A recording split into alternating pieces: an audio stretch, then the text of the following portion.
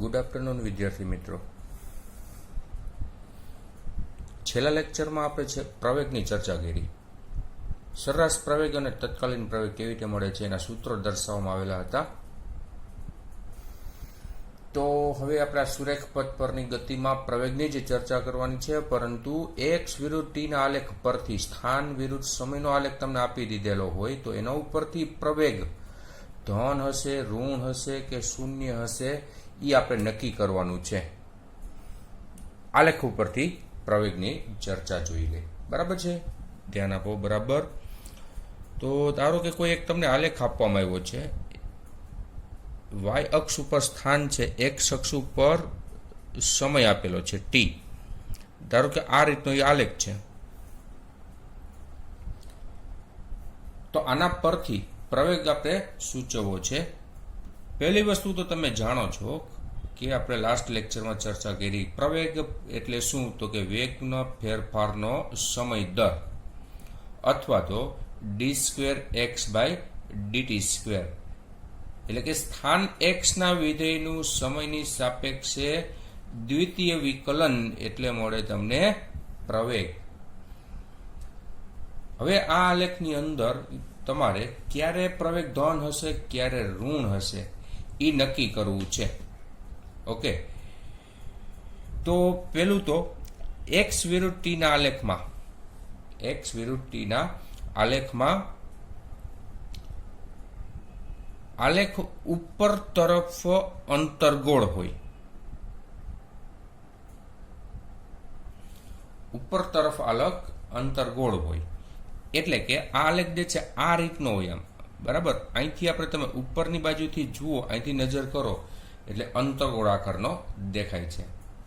તો ઉપર તરફથી અંતર્ગોળાકારનો હોય તો ધ્યાન રાખવાનું કે એમાં પ્રવેગ ધન હોય છે. એ ભાગમાં પ્રવેગ કેવો હોય? ધન. પ્રવેગ ધન છે એટલે એનો અર્થ શું થયો કે આ સ્થાન પાસે કણના વેગનું મૂલ્ય વધે, વેગના મૂલ્યમાં વધારો થાય તો જ પ્રવેગ ધન હોય. કાલે આપણે ચર્ચા કરી એ મુજબ. પછી બીજો પોઈન્ટ કે આલેખ નીચે તરફ અંતર્ગોળ આકારનો હોય.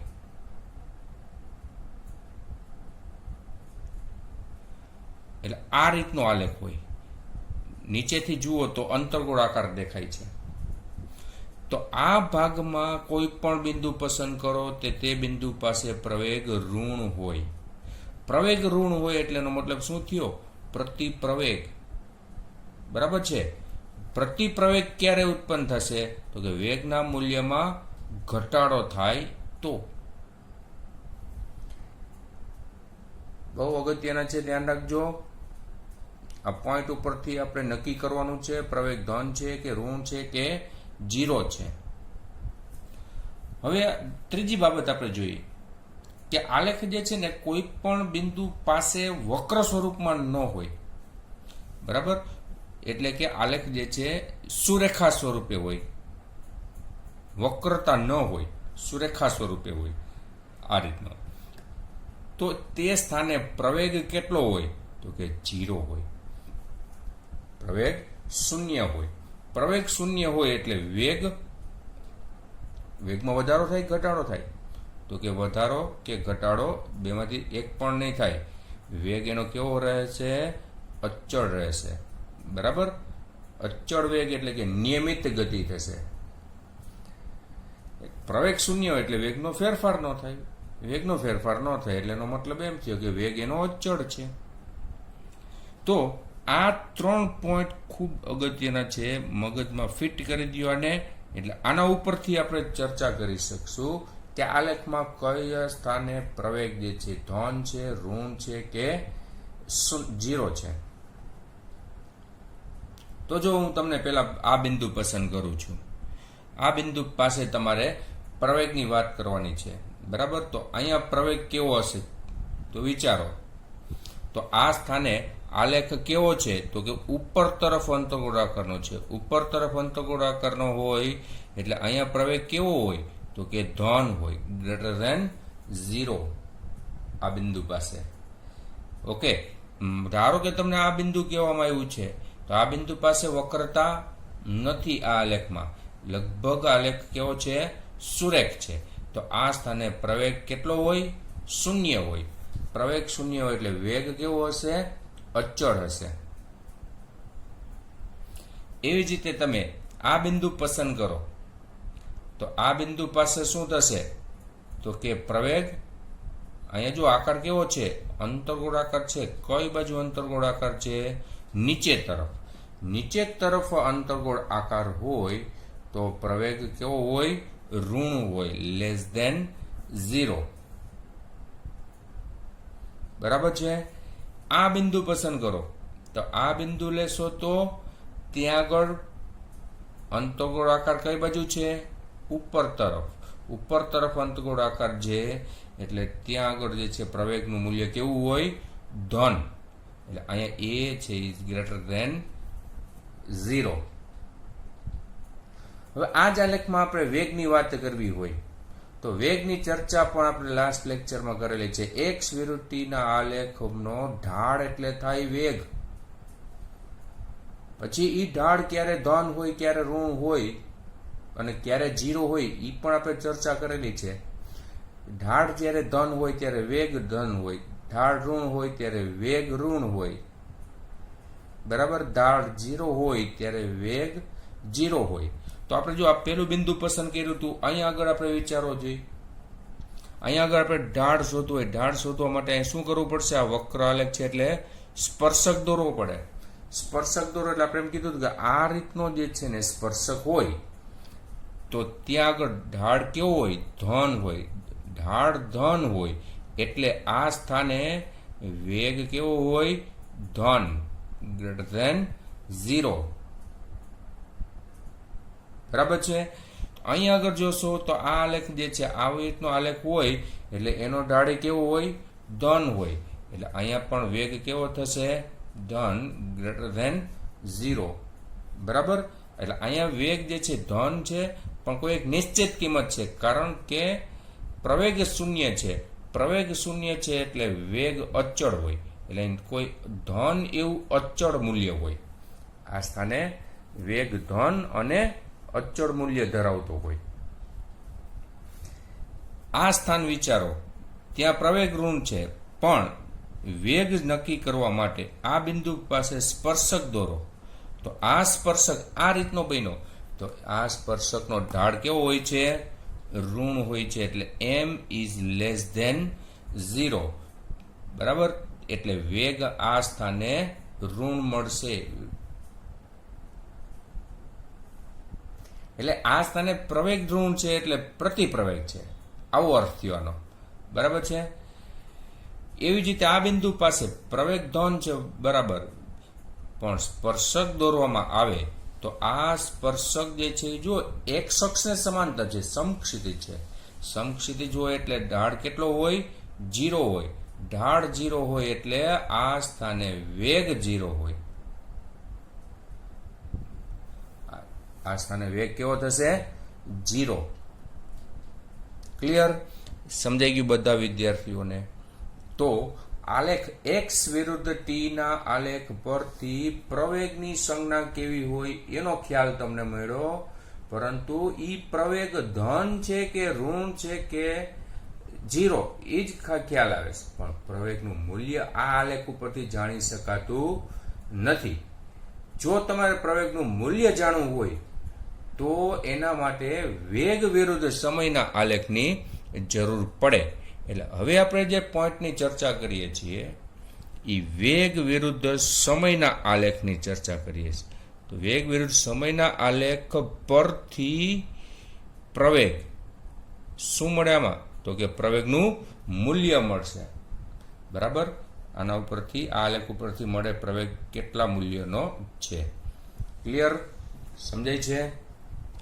તો હું એક જે છે આની અંદર આલેખ જે છે પસંદ કરું કે ધારો કે એક આલેખ જે છે વાય અક્ષ ઉપર વેગ છે, એક્સ અક્ષ ઉપર સમય છે. જુદા જુદા સમયના જે છે વેગ અને પ્રવેગના મૂલ્યો આપ્યા છે ને એને અનુરૂપ આ રીતનો આલેખ મળે છે. હવે આ આલેખમાં બે બિંદુઓ પસંદ કરો. તો આ બિંદુ લીધું આપણે એ, આ બિંદુ પસંદ કર્યું છે બી. એ બિંદુ પાસે અને બી બિંદુ પાસે વેગ ને સમય નક્કી કરી લ્યો. તો બી બિંદુ પાસે વેગ છે v1, એ બિંદુ પાસે વેગ છે v2. બી બિંદુ પાસે સમય t1 અને એ બિંદુ પાસે સમય t2. તો હવે આ આલેખનો ઢાળ શોધવામાં આવે તો v વિરુદ્ધ t ના આલેખનો ઢાળ કેવી રીતે મળે? તો કે એ બિંદુ પાસેથી ઊભી રેખા દોરો, બી બિંદુ પાસેથી આડી રેખા દોરો, એટલે કાટકોણ ત્રિકોણ રચારો. આ કાટખૂણો છે સી નામ આપી દો. તો આ આલેખનો ઢાળ m બરાબર તો કે AC અપોન BC, અથવા આ ખૂણો આપ્યો હોય તો tan θ. AC નું માપ કેટલું થશે? આ AC નું માપ તો કે જો આટલું v2 માઇનસ v1, પછી આ BC નું માપ કેટલું થશે? ક્રમ ઈ જ રાખવાનો બાદબાકીમાં, t2 માઇનસ t1. તો આ ઉપર શું થયું? આ વેગનો ફેરફાર એટલે ડેલ્ટા v, નીચે સમયગાળો. વેગનો ફેરફાર છેદમાં સમયગાળો એટલે શું સૂચવે? આ સરેરાશ પ્રવેગ. એટલે આનો અર્થ થયો v વિરુદ્ધ t ના આલેખનો ઢાળ એટલે થાય પ્રવેગ. ઓકે, ફરીથી વેગ વિરુદ્ધ સમયના આલેખનો ઢાળ એટલે થાય પ્રવેગ. હવે આ આપણે જે વાત કરી એમાં ઢાળ ધન છે, જોઈ લ્યો. ઢાળ ધન છે એટલે આનો પ્રવેગ જે છે એ કેવો મળશે? ધન મળશે.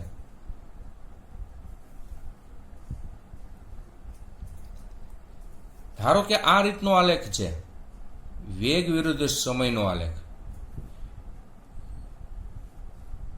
આવો આલેખ હોય તો આ આલેખનો ઢાળ કેવો હોય? ઋણ. બરાબર? એટલે ઢાળ ઋણ છે તો આમાં પ્રવેગ કેવો હોય? ઋણ હોય. સુરેખા છે આ બેયમાં સુરેખા છે એટલે આ ઢાળ અચળ હોય, બદલાશે નહીં. એટલે પ્રવેગ એ કેવો હોય? અચળ હોય. એટલે આમાં જે છે પ્રવેગ અચળ, આમાં પણ પ્રવેગ જે છે એ પણ કેવો હોય? અચળ હોય. ફેર એટલો છે કે આમાં ઋણ છે. ઋણ હોય એટલે એને કહેવાય પ્રતિપ્રવેગ. એટલે આ પ્રતિપ્રવેગ સૂચવે છે. બરાબર? આ માત્ર પ્રવેગ કહેવાય, આ પ્રતિપ્રવેગ. પણ બંનેમાં પ્રવેગના મૂલ્યો બદલાતા નથી. આવી ગતિ જે થાય છે એને અચળ પ્રવેગી ગતિ કહેવાય. અચળ પ્રવેગી ગતિ અથવા નિયમિત પ્રવેગી ગતિ. અચળ પ્રવેગી ગતિ અથવા નિયમિત પ્રવેગી ગતિ તરીકે ઓળખવામાં આવે છે. વેગ વિરુદ્ધ સમયનો આલેખ સમયની અક્ષને સમાંતર હોય, આ રીતનો આલેખ હોય તો આ આલેખનો ઢાળ કેટલો થશે? 0. ઢાળ 0 હોય તો પ્રવેગ કેટલો હોય? 0 હોય. પ્રવેગ 0 હોય એટલે કે વેગ અચળ. વેગ અચળ એટલે આ કઈ ગતિ?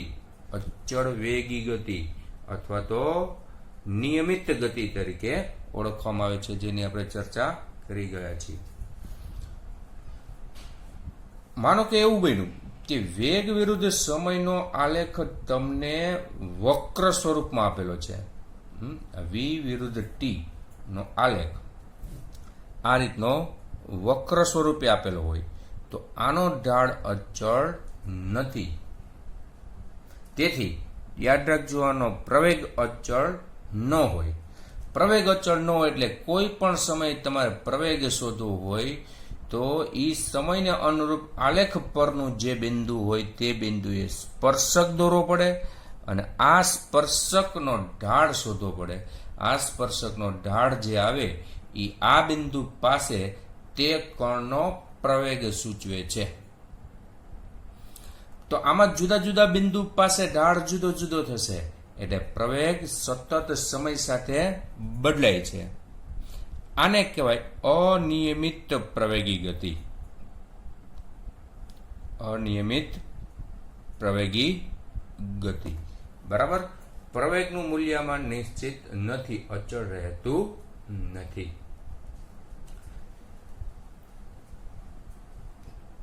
તેથી પ્રવેગનું મૂલ્ય શોધવું એટલે કે v વિરુદ્ધ t ના આલેખનો ઢાળનું મૂલ્ય શોધવાનું. ઢાળનું મૂલ્ય જે આવે એ પ્રવેગનું મૂલ્ય થશે.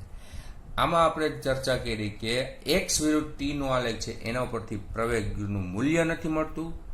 ધન છે, ઋણ છે કે 0 છે એ જાણી શકાય. મૂલ્ય શોધવું હોય તો v વિરુદ્ધ t નો આલેખની જરૂર પડે. ક્લિયર? હવે એવી જ રીતે આપણે બીજી એક બાબતની જે છે ચર્ચા કરીએ.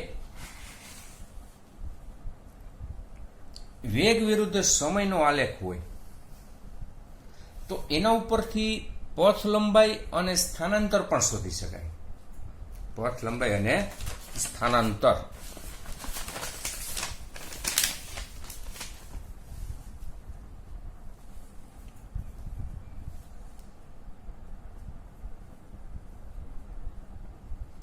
તો 9 પોઈન્ટ, v વિરુદ્ધ t ના આલેખ પરથી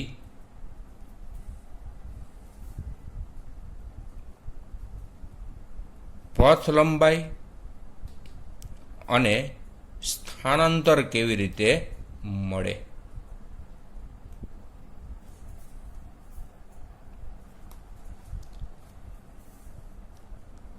એક આલેખની ધારણા કરો.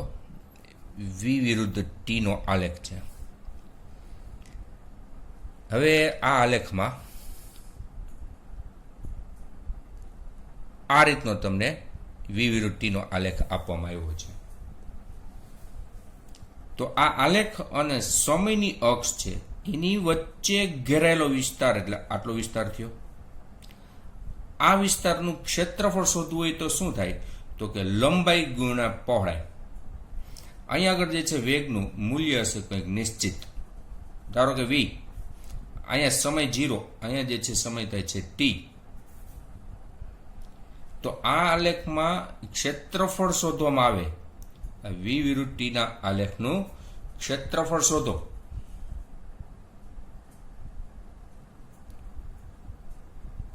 તો શું થશે? લંબાઈ એટલે સમય થયો, પહોળાઈ એટલે વેગ થયો. વેગ ગુણ્યા સમય. જો આ વેગ હોય તો શું થશે? વેગ ગુણ્યા સમય એટલે સ્થાનાંતર થશે. જો આ ઝડપ હોય, v જે છે ઝડપ હોય તો શું થશે? ઝડપ ગુણ્યા સમય એટલે પથ લંબાઈ થશે. એટલે v વિરુદ્ધ t ના આલેખ વડે ઘેરાયેલા વિસ્તારનું ક્ષેત્રફળ એટલે મળે તમને સ્થાનાંતર અથવા પથ લંબાઈ. હવે એમાં ક્યારે સ્થાનાંતર વિચારવાનું અને ક્યારે પથ લંબાઈ લેવાનું? તો જો કે આલેખ જે છે ને સમયની અક્ષની ઉપર તરફે હોય અને નીચે તરફ પણ આલેખ હોય. બંને બાજુ જે છે આલેખ જે છે દર્શાવવામાં આવેલો હોય તો બંને બાજુ ક્ષેત્રફળ લેવા પડશે. વિસ્તારનું બંને બાજુ ક્ષેત્રફળ લેવાનું. પણ એમાં તમે જો પથ લંબાઈ શોધતા હો તો પથ લંબાઈ માટે શું યાદ રાખવાનું? કે સમયની અક્ષની ઉપર અને નીચે તરફનું ક્ષેત્રફળ ધન લેવાનું. બરાબર? એટલે આ બે વિસ્તારના ક્ષેત્રફળનો સરવાળો કરો ને ત્યારે ઉપરનું ક્ષેત્રફળ ધન, નીચેનું ક્ષેત્રફળ એ ધન લે અને પછી સરવાળો કરો એટલે તમને મળી જશે પથ લંબાઈ. પણ સ્થાનાંતર શોધતા હો, ખાસ નોંધ કરજો કે સ્થાનાંતર માટે જે છે શું કરવાનું? તો કે સમયની અક્ષની ઉપર તરફનું ક્ષેત્રફળ ધન લેવાનું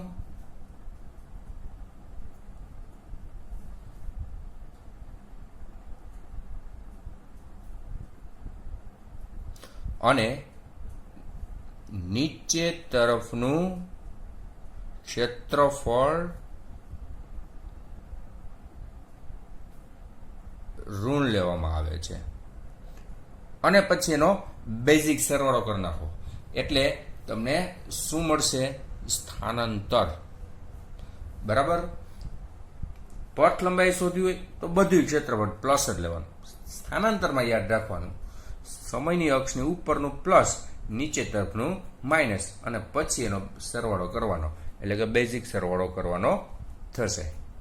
એટલે વી વિરુદ્ધ ટી ના આલેખ ઉપરથી પથ લંબાઈ સ્થાનાંતર પણ શોધી શકો છો. ક્યારેક તમને જે છે ને આ પણ આપે, પ્રવેગ વિરુદ્ધ સમયનો આલેખ આપ્યો હોય.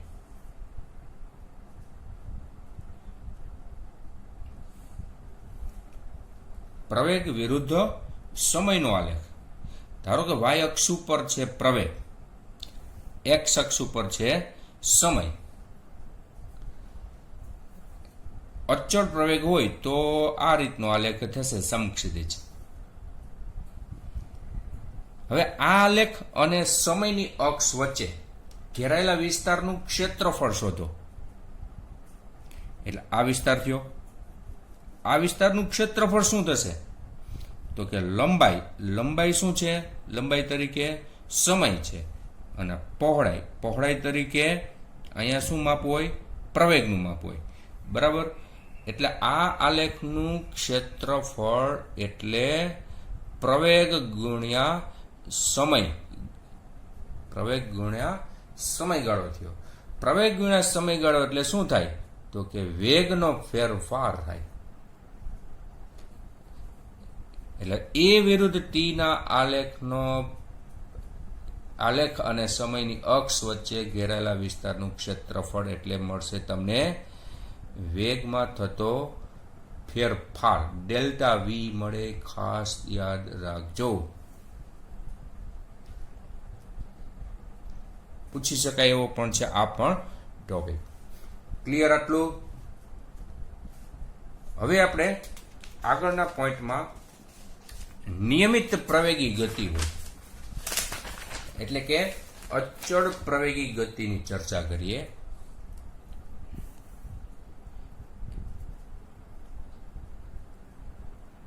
અચળ પ્રવેગી ગતિના સમીકરણો.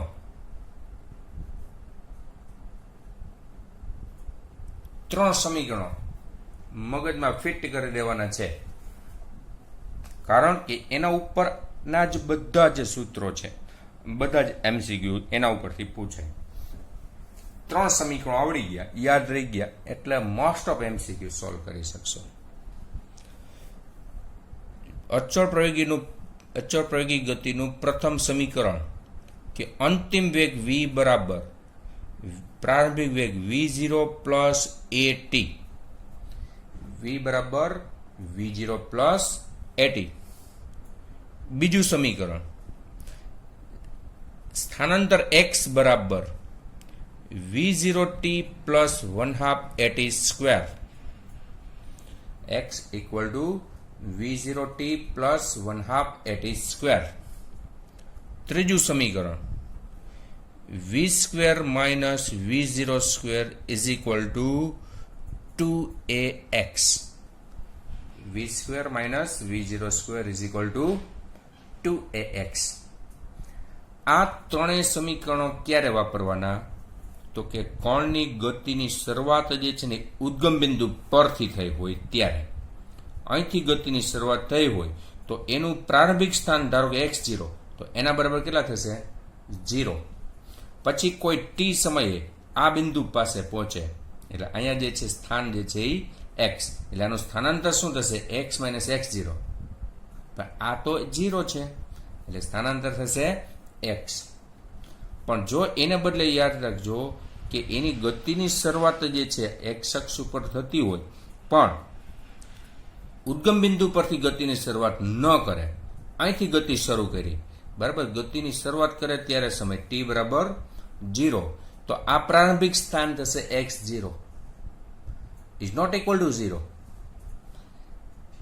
હવે t સમયે આ સ્થાન પર પહોંચે છે, બરાબર, તો તે સ્થાન છે x, તો આમાં સ્થાનાંતર શું થશે તો કે x માઇનસ x0.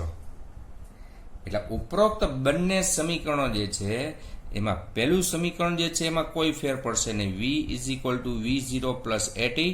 પણ બીજું સમીકરણ જે છે એમાં x ને બદલે શું આવશે x minus x0 is equal two v0t plus 1/2 80 square. એવી જ રીતે ત્રીજા સમીકરણમાં પણ v square minus v0 square is equal two 2x ને બદલે x માઇનસ x0 લેવાના. ક્લિયર? આવડી ગયું બધાને?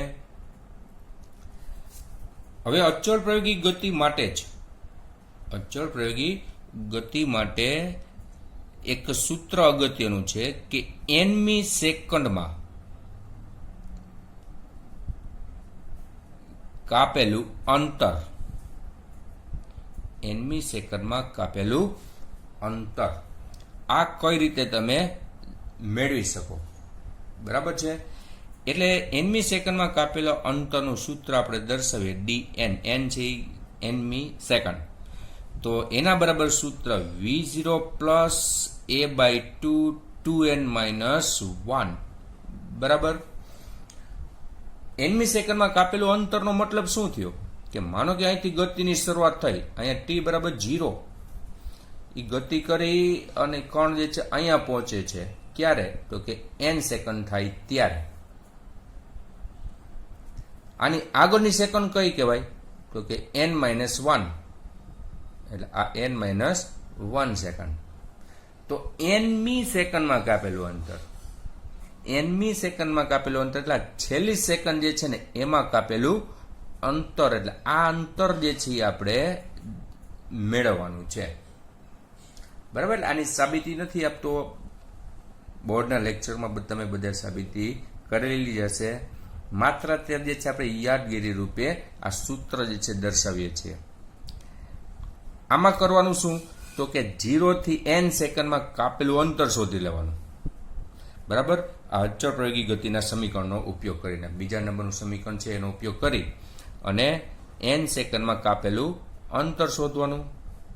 પછી એવી જ રીતે n-1 સેકન્ડમાં કાપેલું અંતર શોધવાનું. આ બંનેની કરી નાખો બાદબાકી, xn માંથી xn-1 બાદ કરી નાખો એટલે આ અંતર મળશે. તો એનું સૂત્ર શું થશે? dn બરાબર v0 plus a/2 2n minus 1. એટલે અહીંયા તમને જેટલામી સેકન્ડ કીધી હોય, ધારો કે તમને કીધું 10મી સેકન્ડમાં કાપેલું અંતર શોધો, તો n ની જગ્યાએ મૂકી દેવાના કેટલા?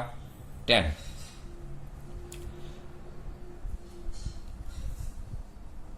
એક અચળ પ્રવેગથી ગતિ કરતી ટ્રેન હોય. બરાબર? અચળ પ્રવેગથી ગતિ કરતી કોઈ ટ્રેન છે, ઈ ટ્રેનનો આગળનો છેડો કોઈ બિંદુ પાસેથી પસાર થાય ત્યારે તેનો વેગ છે u. ધારો કે આ ટ્રેન છે, એની લંબાઈ છે l, એનો આગળનો છેડો અહીંથી પસાર થયો આ સ્થાનેથી. અહીંયા ધારો કે અવલોકન કાર છે, અહીંયા આપણે ઊભા છીએ. ત્યારે આગળના છેડાનો વેગ માપ્યો તો કેટલો જાણવા મળે છે? u. ટ્રેનની લંબાઈ કેટલી છે? l. આ જ સમયે પાછળના છેડાનો વેગ કેટલો હોય તો કે એટલો જ હોય, જુદો જુદો ન હોય. આગળના છેડાનો પાછળના છેડાનો વેગ એક સમયે સરખો જ હોય. હવે આખી આ ટ્રેન અહીંથી પસાર થઈ જાય અને જ્યારે એનો પાછળનો છેડો જે છે એ આ બિંદુ પાસેથી પસાર થાય આપણી પાસેથી, ત્યારે એનો વેગ ધારો કે બદલાઈ ગયો. બરાબર? તો આનો વેગ બદલાઈને ધારો કે થઈ ગયો v, તો ત્યારે આગળના છેડાનો વેગ એ કેટલો હોય? v જ હોય. હવે તમને પૂછવામાં આવે છે કે આ બિંદુ પાસેથી આનો મધ્ય બિંદુ પસાર થાય ત્યારે એના મધ્ય બિંદુનો વેગ કેટલો હોય. બરાબર? આવડું આ જે સ્થાન છે, આ સ્થાને મધ્ય બિંદુ જે છે પાસ થશે ત્યારે મધ્ય બિંદુનો વેગ કેટલો હોય. તો આ ટ્રેનના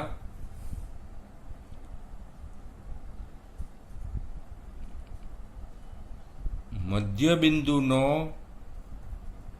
વેગ, ધારો કે આપણે નામ આપી દઈએ વી ડેશ, તો V dash is equal to under root U square plus V square upon 2. આની સાબિતી આપી શકાય, આપણે અત્યારે આપતા નથી, પણ યાદ રાખજો ડાયરેક્ટ ટ્રેનના મધ્યબિંદુનો વેગ આપેલા સ્થાનેથી શોધવું તો મેળવી શકાય સરળતાથી. બરાબર, સૂત્ર જે છે ક્લિક કરી દો મગજમાં, ગમે ત્યારે લાગુ પાડી શકો.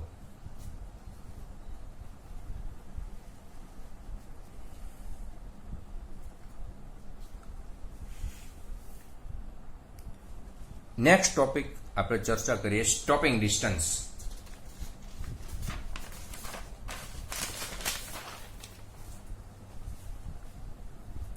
સ્ટોપિંગ ડિસ્ટન્સ અથવા બ્રેકિંગ ડિસ્ટન્સ વાહનનું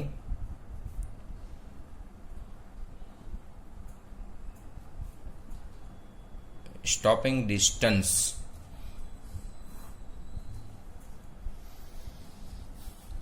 સ્ટોપિંગ ડિસ્ટન્સ એટલે શું? ધારો કે કોઈ એક વાહન ગતિ કરતું ધારો કે અહીંયા પહોંચ્યું, ત્યારે એનો વેગ છે ધારો કે v0, અને એના ઉપર તમે બ્રેક લગાડવાનું શરૂ કર્યું. આ સ્થાને પહોંચે ત્યારે બ્રેક લગાડવાની શરૂઆત કરી. હવે બ્રેક લગાડી એટલે એના વેગમાં થશે ઘટાડો, તો એ વેગ એનો ઘટતા આ સ્થાને પહોંચે ત્યારે એ શૂન્ય થઈ જાય. વેગમાં ઘટાડો થતા કેટલો થઈ જાય છે? 0. તો બ્રેક લગાડ્યા પછી વાહને જે અંતર કાપેલું છે તે અંતરને કહેવાય સ્ટોપિંગ ડિસ્ટન્સ. એટલે આ જે છે બ્રેક લગાડી ત્યારે વેગ છે એ પ્રારંભિક વેગ ગણાય, આ જે છે અંતિમ વેગ કહેવાય.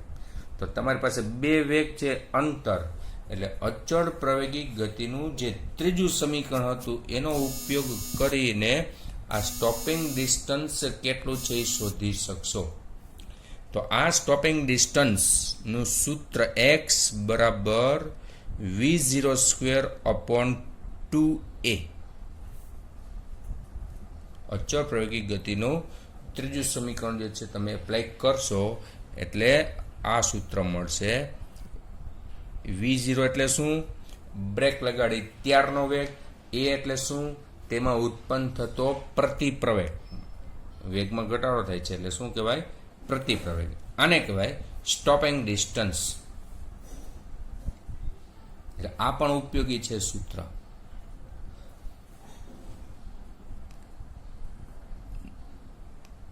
નેક્સ્ટ મુક્ત પતન.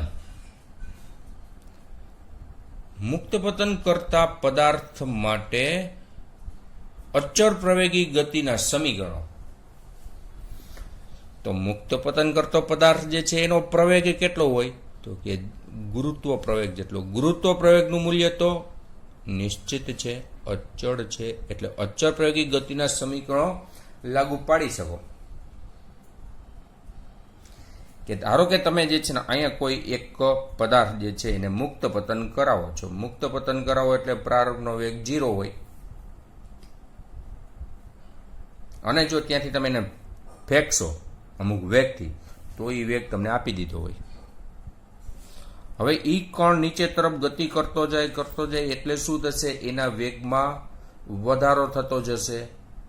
તો ઈ વેગ વધતા ધારો કે થાય છે v જેટલો. શેરોલમ દિશામાં જે અંતર કાપે છે ધારો કે y,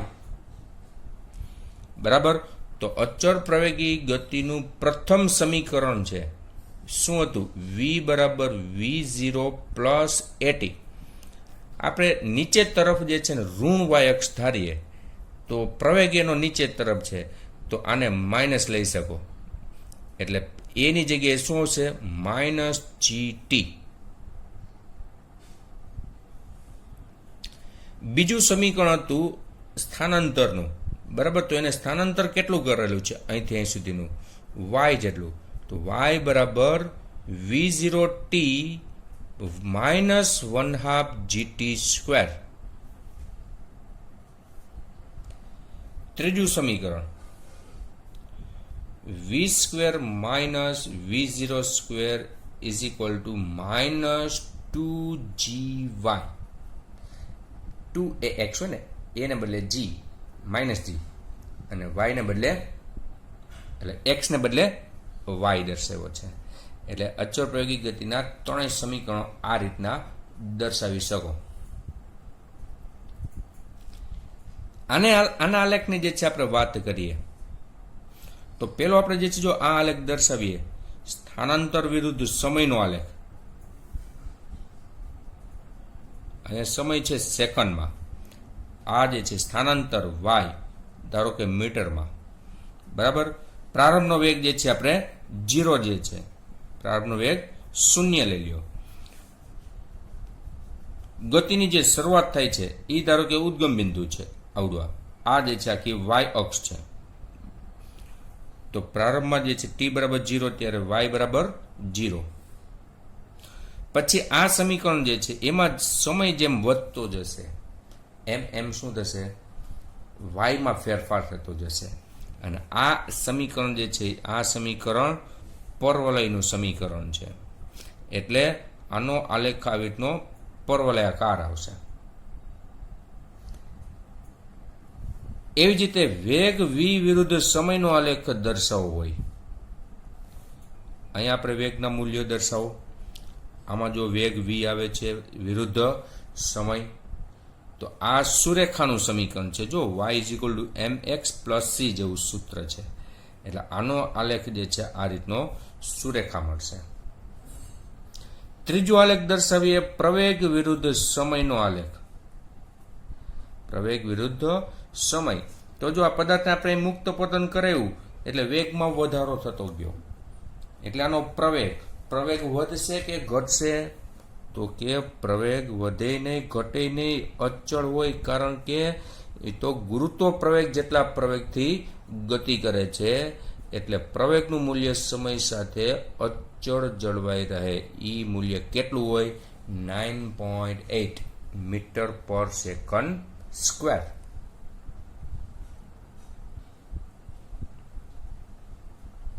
બરાબર છે.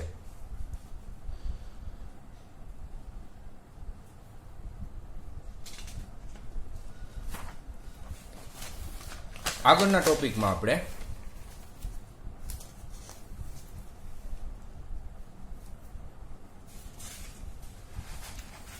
સાપેક્ષ વેગની વાત કરીએ.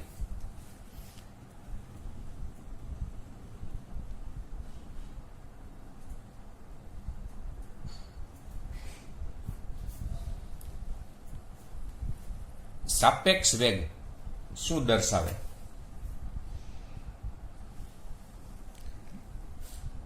ધારો કે ત્રણ વસ્તુ છે, ત્રણ વસ્તુ એકબીજાની સાપેક્ષમાં ગતિ કરે છે. ત્રણ વસ્તુ, બરાબર, ત્રણ વસ્તુ જે છે એકબીજાની સાપેક્ષે ગતિ કરતી હોય. હવે એમાંથી કોઈ પણ એક કણનો જે છે તમને વેગ પૂછ્યો હોય, પણ એ વેગ જે છે બાકીની બે વસ્તુ છે એમાંથી કોઈ એક વસ્તુની સાપેક્ષમાં વેગ કહે. તો જો આપણે દર્શાવીએ કે કણ એ ની સાપેક્ષે કણ બી નો વેગ, કણ એ ની સાપેક્ષે કણ બી નો વેગ, એને દર્શાવાય VBA વડે. બરાબર, એની સાપેક્ષે બી નો વેગ, જેની સાપેક્ષ હોય એને પાછળ દર્શાવવાના અને જેનો વેગ હોય એને આગળ દર્શાવવાના, VBA. તો એના બરાબર થશે VB માઇનસ VA. હવે આ બી, આ VB શું છે તો કે બી નો વેગ. બી નો વેગ જે છે ને એ તમને માનો કે કોઈ ત્રીજી વસ્તુની સાપેક્ષમાં આપ્યો હોય, માનો કે જમીનની સાપેક્ષ કીધું હોય, ગ્રાઉન્ડની સાપેક્ષ, તો અહીં VBG માઇનસ VAG.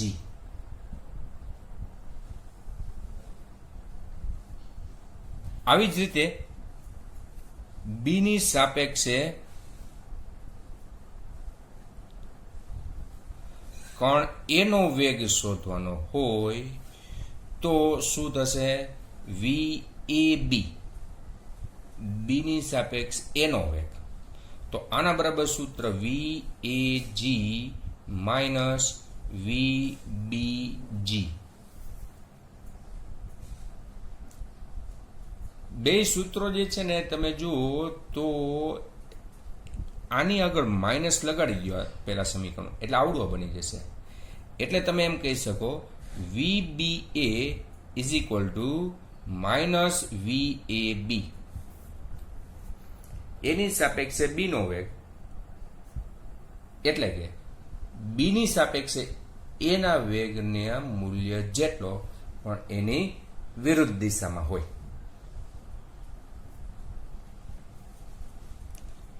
ઓકે.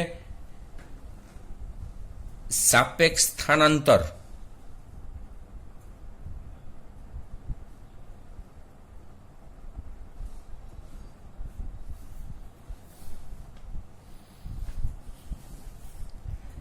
સાપેક્ષ સ્થાનાંતર એટલે શું?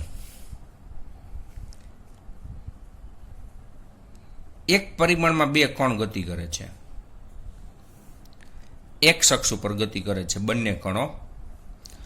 પેલો કણ જે છે એ, બીજો કણ છે બી. બંને ધન એક્સ અક્ષ તરફ VA અને VB જેટલા વેગથી ગતિ કરે છે. ઉદ્ગમ બિંદુથી પ્રારંભમાં પેલો કણ જે છે ને એનું અંતર XAO, બીજો કણ બી એનું ઉદ્ગમ બિંદુથી અંતર XBO જેટલું છે. તો આ પોઝિશન જે છે પ્રારંભની પોઝિશન છે, એટલે કે ધારો કે t બરાબર 0 સમયની છે. t બરાબર 0 સમય આ બે કણ વચ્ચેનું અંતર પૂછે તો કેટલું થાય? તો કે XBO માઇનસ XAO. હવે અમુક સમય પછી આ કણો ગતિ કરી અને સ્થાન બદલાવી નાખેલા હોય. ધારો કે પેલો કણ આ સ્થાને હતો, તે સ્થાનથી ગતિ કરી અને ધારો કે આ સ્થાન પર પહોંચી ગયો. બીજો કણ બી એનું આ પ્રારંભનું સ્થાન હતું, હવે તે ગતિ કરીને આ નવા સ્થાન પર પહોંચી જાય છે કણ બી. તો આ પોઝિશન છે t બરાબર t સમયની છે. જોજો આ પ્રારંભની છે, આ t બરાબર t સમયની વાત છે. તો t બરાબર t સમયે કણ a નું સ્થાન XA વડે દર્શાવીએ અને કણ બી નું સ્થાન જે છે XB વડે દર્શાવીએ તો આ બંને વચ્ચેનું સાપેક્ષ સ્થાનાંતર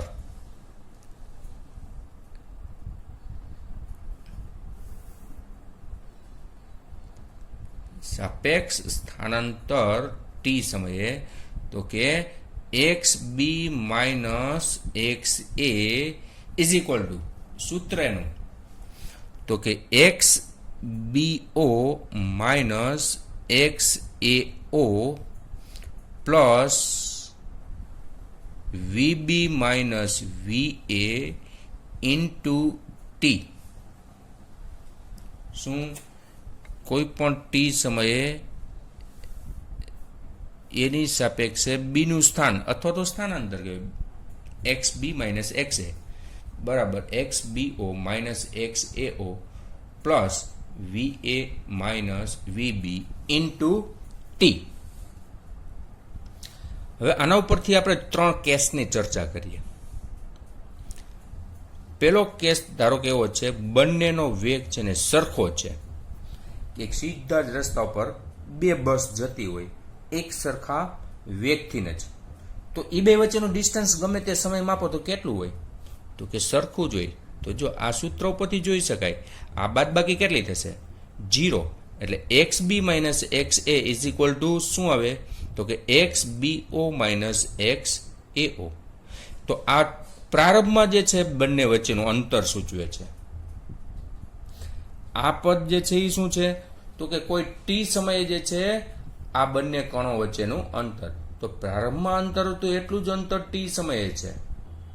એટલે કે કોઈ પણ સમયે બંને કણો વચ્ચેનું અંતર એક સરખું જ જળવાઈ રહે. તો આવી ગતિમાં તમે સ્થાન વિરુદ્ધ સમયનો આલેખ દર્શાવો તો કેવો મળશે? બેના વેગ સરખા છે, બરાબર. એક્સ વિરુદ્ધ ટી નો આલેખ નો ઢાળ લ્યો એટલે વેગ મળે. તો વેગ સરખા છે એટલે બેના ઢાળ કેવા હોય? એક સરખા જ હોય. એટલે આ રીતના આલેખ આવશે પહેલા કણ માટે અને બીજા કણ માટે. અહીંયા ટી બરાબર 0 એટલે ટી બરાબર 0 સમયનું સ્થાન એટલે એક્સ એ ઓ અને બીજાનું સ્થાન એટલે એક્સ બી ઓ, બરાબર. બેના ઢાળ સરખા છે એટલે એકબીજાને સમાંતર હોય.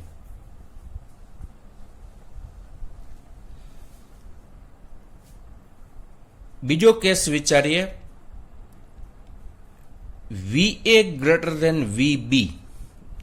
જોજો, VA ગ્રેટર ધેન VB, પાછળની બસનો વેગ આગળની બસ કરતા વધારે છે.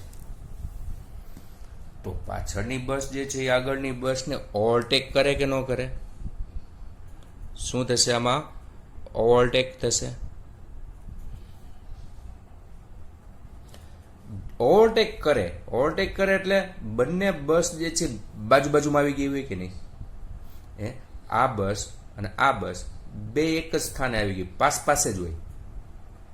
તો પાસે બે હોય તો એક્સ એ અને એક્સ બી ના મૂલ્ય કેવા થશે?